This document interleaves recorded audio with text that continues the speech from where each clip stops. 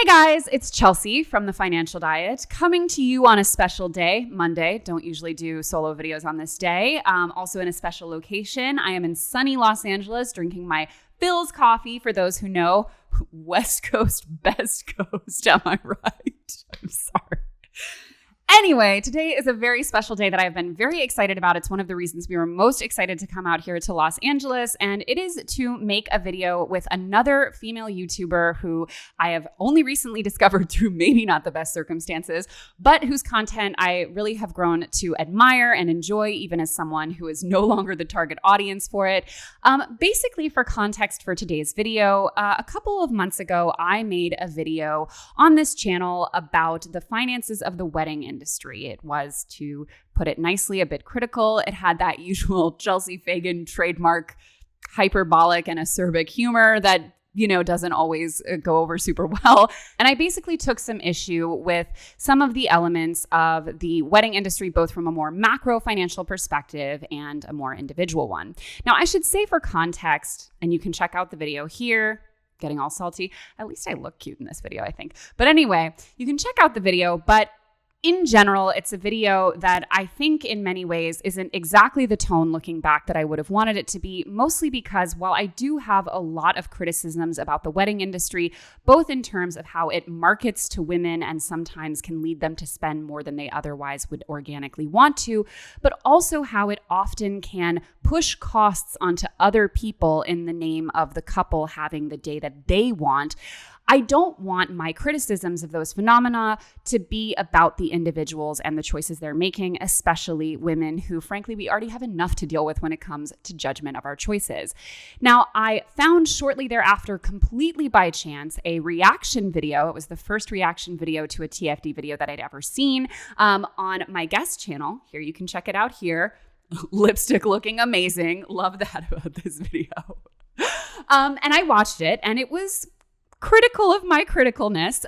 So it was a bit of a strange experience to watch, to be honest. And I did at first blush feel pretty defensive because obviously reaction videos, as anyone who's been on YouTube knows, are kind of designed to be not very nice and take a bit of a hammer to the content that they're reacting to. My initial response, especially after seeing that a lot of her commenters from her channel had come over to TFD and started taking issue with me down in the comment section of my original video, was to make a response defending myself, a reaction video to the reaction video. Then I remembered that I am 32 years old, that I have a whole ass company to represent, that I really need to have higher standards for myself. So I took a moment to actually email Jamie herself, especially because in addition to being another female entrepreneur, YouTube creator, and someone who's generally making really good and thoughtful content, she's also someone who seemed like a reasonable person. She's a mom. She loves weddings. She wears a bold red lip. I was like, we can relate. She will definitely be more receptive to talking this way than a reaction to the reaction video. So I emailed her asking if she'd be willing to talk about the issue in a more productive way, perhaps make some content for both of our channels, discuss these issues thoughtfully, and she was gracious enough to accept. So we brought her out here from Texas to Los Angeles. And the result is the video you're about to watch. So please enjoy. But without further ado, I would love to introduce you to my guest. She is wedding industry professional, planner, YouTuber extraordinaire, Jamie Wolfer. Hi. Yeah, thank you so much for having me. Oh my gosh. It's very surreal. I know, it's crazy. When I emailed you, I was like, I sent it out into the ether and I was like, I had told a couple friends about it. I think I told Holly about it, who's here. And I was like, I don't think she's going to respond. They're like, she's probably not going to respond. And you did. And I did. Yeah. Well, I was just so humbled that you sent out the email because honestly, afterwards, and like I said to you in our email exchange, that was unexpected, the response for me. So I was really excited to have the opportunity to just have the conversation. Totally. What I didn't anticipate was this happening, us sitting down together, which just gets me so excited. I know, me too. So I want to start, before we get into the wedding stuff, which I think is kind of fruitful territory, I want to talk about the actual videos themselves. So as I mentioned, I made a video that was critical, I think is the fair word, toward the wedding industry and some of its financial excesses. And I made it in a way that I often make videos. That is probably something that I want to kind of change the process on a little bit because it sort of mixes serious analysis or serious criticism with, quite frankly, hyperbole and humor. And I have an extremely dark sense of humor. So like one of the comments I made in the video was that I was at a wedding of my friends where they had a cash bar, which basically means you have to pay for your own drinks at the wedding. And I was like, I'm not saying that's why they're divorced, but they're divorced. Now, let me be clear. My friend knows that joke. Like he like laughs about it himself. He thinks it's hilarious. But like my sense of humor in that regard, like obviously I don't think that's why they're divorced. And again, they're like friends. They're like, they know they should have gotten divorced. But I can't expect that kind of humor necessarily translates, especially in the context of where I'm trying to make some, real thoughtful commentary. So that was kind of the tone of the video. And then you made a reaction. Yeah. And I honestly hadn't seen any of your other videos. So there was a part, I know, I'm so sorry. I probably shouldn't admit that on your channel, but I hadn't. And so after I reacted, I had this moment of perhaps you should have investigated her character a little bit more. Yeah. And it definitely was not my intent to attack, but I'm very strong about how I feel about my industry. And I think we are misperceived in so many ways.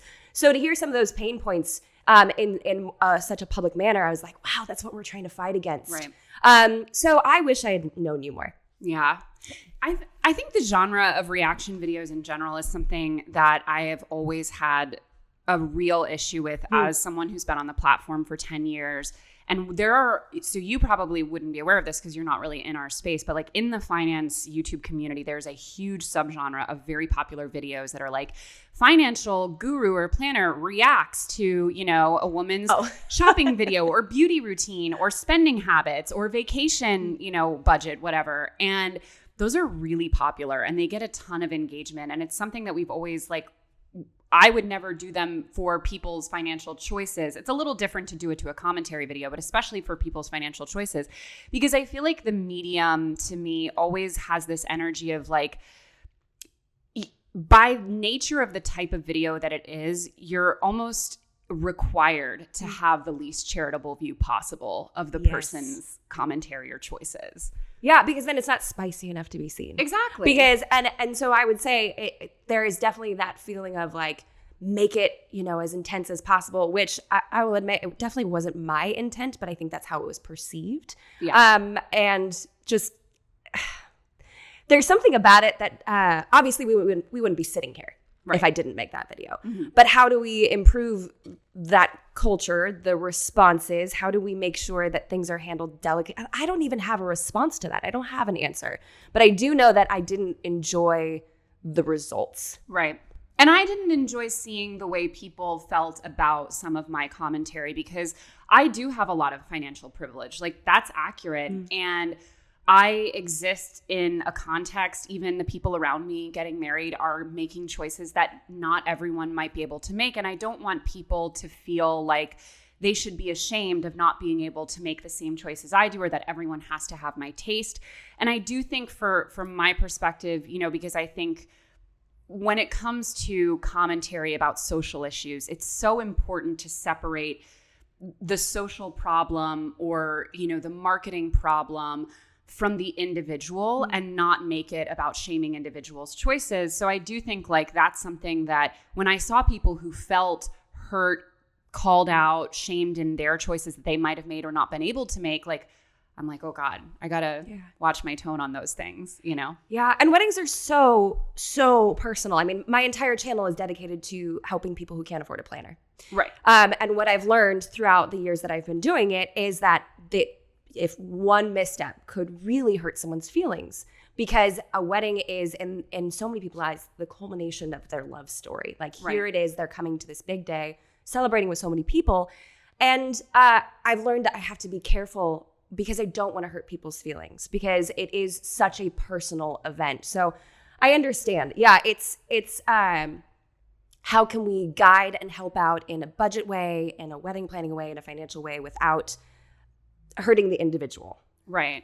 I totally agree. And on that note, so I have a few questions that I prepared here for the two of us to kind of talk about because I wanted our conversation to be a place to kind of meet on where we agree and disagree, but primarily to think more critically because about how we come to these decisions, how we come to these financial choices, and how we even come to what we want, quote unquote. Because I do think a lot of times we have a tendency to frame our desires almost in a vacuum, but especially for things that are as socially constructed and pressured as weddings, a lot of times our desires, they do come from somewhere and they may not be entirely our own. So I made these questions and we're just going to each kind of share our thoughts. So first question is, when it comes to the wedding industry as a whole, what do we think is good about the current environment and what do we want to see change? I think we're starting to see a scrappy side of the wedding industry. I think we're starting to see a lot more budget content come out, a lot more creators coming up with free information, with free advice to help people plan their weddings, because so often it's been such a guarded industry. The only way you know how to plan a wedding is to hire a planner. Yes. Or, is to work behind the scenes and then get a crash course in it. But other than that, the wedding industry has just been this complete weird situation where so many people don't know how to plan a wedding, or they don't know what it looks like, or what a normal budget looks like. I should say, use air quotes when I say normal. So we're starting to see a lot of creators, a lot of different vendors, if you will, in the industry giving away free information to help equip people. And I think that's really, really cool. I love that we're seeing that on TikTok. We're seeing that on Instagram. We're starting to see more people do it on YouTube, which is really helpful. So I think creating free content in a relatable way is something that the industry is really starting to do. Yeah, I totally agree. And actually, I want to take this moment to formally apologize to everyone.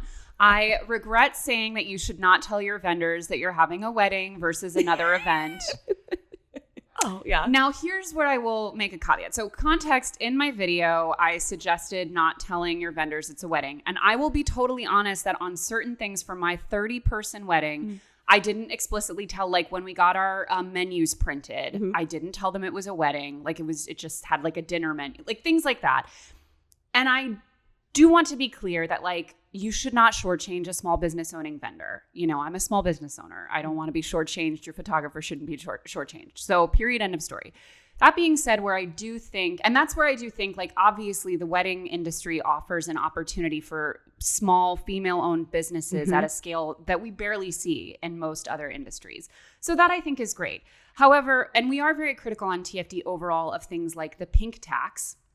And I do think there are a lot of large corporations in many cases that do sometimes bear down on, exploit the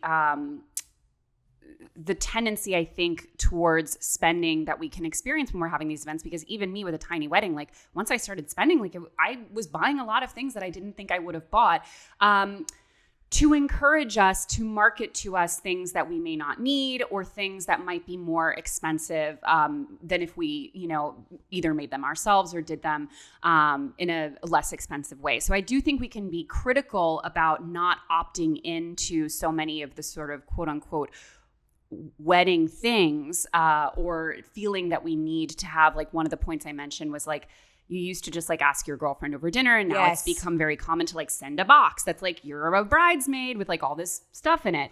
And so I do think we can be a lot more conscientious about not opting into all of the wedding branded things, especially that are being offered to us by these, large corporations that are just out to make money for us, without shortchanging vendors. Because I do think one of the great things about the wedding industry is the opportunity it provides for small female business owners. Yeah, absolutely. And that's who we work with the most. Yes. And I think that's probably why that one particular comment, which as a member of the wedding industry, we graciously receive your apology. But that's, most people don't see that it is small business owners. Right. It's a single mom trying to feed her twins.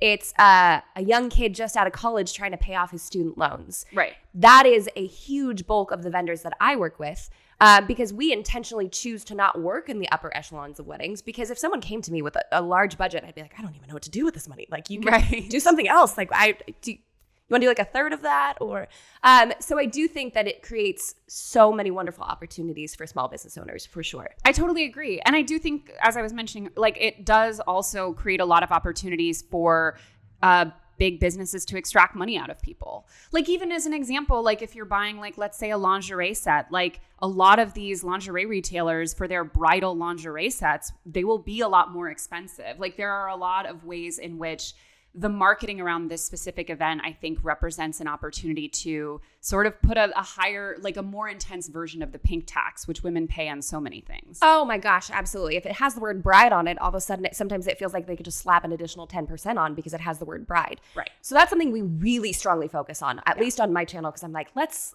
not buy into this really hyper branded stuff unless that's your jam. If you really feel like, it's your discretionary spending, you can do that if you want to, but please don't feel pressured. As a wedding industry professional, I'm going to release you. I'm going to let you off the hook. You don't have to buy anything that says the word bride or bridesmaid. Not to mention it's not super sustainable because you're not going to keep that for a really long time. Like 3 years from now, you're not going to wear the bride robe. Right. Like imagine you're like, you've been married to your spouse for 35 years and you're like wearing your little bride terry cloth robe coming down the stairs. Like you're just, it's not going to happen. Your bridesmaid's probably not going to keep the wine glass that says bridesmaid. And can we have a small pivot here? Because I feel strongly that on 90% of Bachelorette trips, and I think all in the room have probably been to many in even our recent life, it is almost never the bride who wants all that crap. The penis stuff, the boas, the like matching t-shirts, the sashes. Mm-hmm. We do so many Q&As. It's something I like to do on our Instagram or whatnot. And I get so many questions of how do I have a chill Bachelorette weekend? Right? How do I talk to my bridal party or my wedding party and say, I don't want that. That is not my speed. That's not what I want to do. What's a good alternative? So there's a large group of women out there that are like, no, I don't want the streamers. I don't want the decor. Let's go to the spa instead. Right. Let's spend the day by the pool. So I hear a lot of that. Like, how do we avoid that? Because I don't want it. Okay. So when it comes to decisions that we make financially, especially as women, where do we find the line between what we want and what the culture, marketing, family, etc. around us want? Oh, I think, one, it depends on your personality because some people just don't care. They're like, I'm just going to make this decision. I'm just going to get it done. Even if it's emotional, even if it's extra stressful, even if I'm spending new money I've never spent before, I'm just going to do it. But for those who are really strongly swayed by exterior personalities, I think it comes down to the question of like, what's more important? Is getting that color for your wedding dress more important than your mother-in-law's opinion? Right. And I think that's something internally that you have to decide for yourself. And also to remind yourself, and of course I'm speaking specifically about the wedding, about your wedding day, what will you remember? What will last longer? The color of your dress or the relationship with your mother-in-law? So I think it comes down to priorities. And that's something we really strongly emphasize over on my channel. It's like, you have to figure out what priorities work best for you. I can't tell you that you should, get really mad at your mother-in-law and wear the black dress anyways, because you just have to work through what is going to be more stressful, more difficult, have long-lasting results, and what's more important to you. And so I do think that when it comes to what you want, I think that is part one of the question, is really sitting down. And even if it doesn't happen this way, I think it's very important to draft up in total isolation with you and your spouse. If we could do it exactly the way we wanted, what would it look like? Really write that down. But then also, I think being pragmatic about the fact, this is why I think more people need to have the conversations with themselves as to whether or not they're paying for the majority of their wedding. Because I do think realistically, when other people are financing that wedding in a large part, like, it's going to be very difficult to resist their influence, and maybe they shouldn't. So I do think it's important to have that sense of like what I want, and then having some level of acceptance that you may not get exactly what you want. Yes. And what's more worth it is taking, $5,000 from an in-law who will then have an immense amount of sway in the type of food you pick or the photographer you hire. Is it worth it? Or would you rather cut back on what you're spending and hire a photographer that you can communicate with, that you can have control over, so to speak? So that needs to be a choice that each person makes, because every relationship's going to be different. Every budget's going to be different. So again, I agree. I think prioritizing and figuring out what's best for you. In fact, I have this online course to help people plan their weddings. And one whole module is dedicated to priorities. Right. You got to sit down. You have to sit down with your fiance and write down what's important to you and what matters. And whenever things get stressful, you have to come back to that list. Right. Whenever you start to sway or you start to question things, you have to come back to that list. That's a really great tip. And I also think it's important to remember that. So you just cited the fact, like, is $5,000 from a family member worth the influence that they're going to have on the event? And I think that is a very, very good question. You should really weigh out in your mind the amount of money you're getting versus what it's going to result in terms of obligation. But I think the other thing that often happens, like, I'm a very decisive person and I'm very outspoken, so it's not difficult for me to have those conversations. But I think a lot of people are naturally more passive. And I know a lot of people who've had weddings where their opinion on a lot of things has genuinely been like, I don't really care. It doesn't really matter to me. And my thought, and you might disagree here, is that if you don't really care, you shouldn't do that thing. Oh, no, we completely agree on that. Oh, absolutely. Because then it's just a waste of money and a waste of someone's time if you're not going to value that. It should only be like an enthusiastic yes. Absolutely. If you're not excited about some of the choices you're making for your wedding, and some of them I get, you're like, well, I don't really care about a DJ, but I know we need to have music, so maybe we'll settle for a budget DJ instead of spending thousands of dollars on somebody. I get that some elements of a wedding feel necessary, like food, like a chair to sit on. But if you're not super excited about photography, which is one of the biggest things in the wedding industry, like for someone's wedding, is to get amazing photos or get a good photographer. If that's not a big thing to you, don't throw thousands of dollars at it. Right. And I think even seasoned photographers would say the same thing. Like, if I'm not important, if my work is not important, that's okay. Don't hire me. Right. Yes. Yeah. Like, you shouldn't be like, I don't really care about, the mac and cheese bar. And then you have a 7 area mac and cheese bar. Like, don't spend the money. Okay. How do we empower ourselves, not just as brides or hosts of a wedding, but as people who are involved in or attending weddings to set firmer boundaries? Further clarification for this question, while making things affordable for guests and party members is great, often people can feel pressured to assume cost for other people's weddings, which they cannot afford. I saw this TikTok recently, which all good stories start with. I saw this TikTok recently, where this gal sent out a letter to her wedding party of the expectations of what she expected from them. If you live over an hour away, you are not expected to come to any dress fitting. You are expected to pay for your dress. I will pick the color. You will pick the style. And I will pay for hair and makeup. Just lined it out, their timeline commitments, their monetary commitments. And I was like, why are more people not doing this? Right. And complete blessing, if none of this works for you or if some of this doesn't work for you, feel free to opt out. And I think she even shared that someone did opt out and said, I can't handle that time commitment and those money commitments.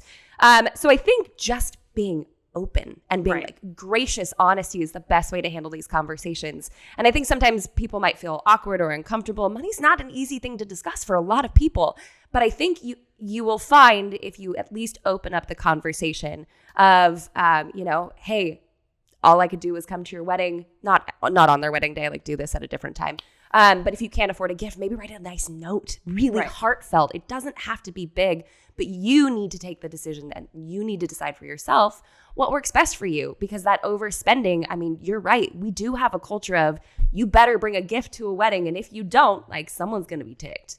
Yeah. And I think, this is like not a call out to your call out video, but the one thing that I felt like when I was watching it, I not took issue with, but I felt like we maybe disagree here is like, so I used an example. I have a friend who I'm a bridesmaid for early next year, who we don't have any specific dress. She's like giving us a color, but we pick whatever we want. And if we need it, like not everyone's going to take it. I won't take it, but she's offered a stipend.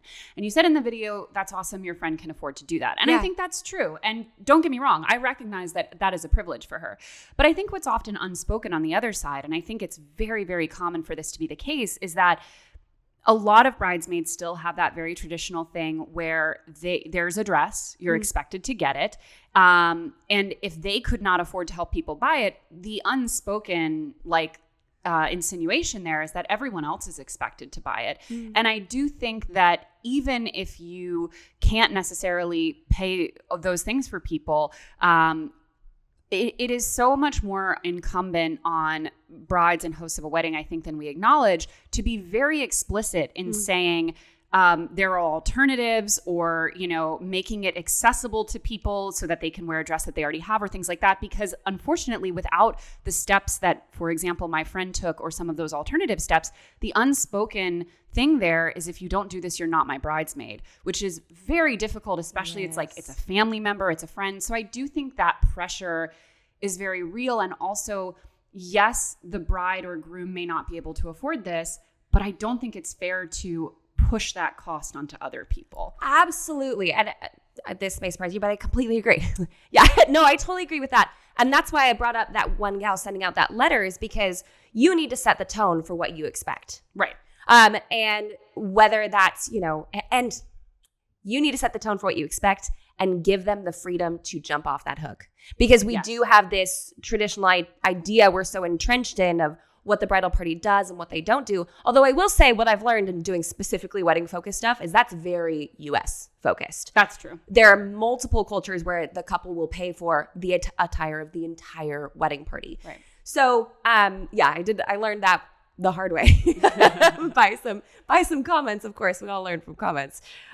So I do agree. I think there needs to be a conversation of here's the expectation and here's my blessing should you choose to walk away from it. My brother has been a groomsman more times than I can count on my fingers and possibly my toes. So I've seen him get suit after suit after suit after suit, whether it's a rental, whether it's a purchase. And he's like, I already have a navy suit. Can I just use that? Right. So, and that's something that we chose to do for our wedding is we just said, here's a color for all of the gals and here's a color for all the guys. So our guys were actually wearing mismatched suits.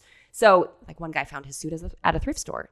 Like I'm all for that, but you have to give them the permission to either figure out something that works for them or say no. And this all comes down to one conversation. Right. One conversation. I love you. I adore you. You have held a very important space in my life. You have positively benefited this relationship, and I would be honored to have you stand beside me. Right. This comes with massive financial commitments. Right. Because $200 can be massive to somebody. Right. $100 can be massive to somebody. So I just want you to know that I would love to have you stand with me if that is something you cannot do.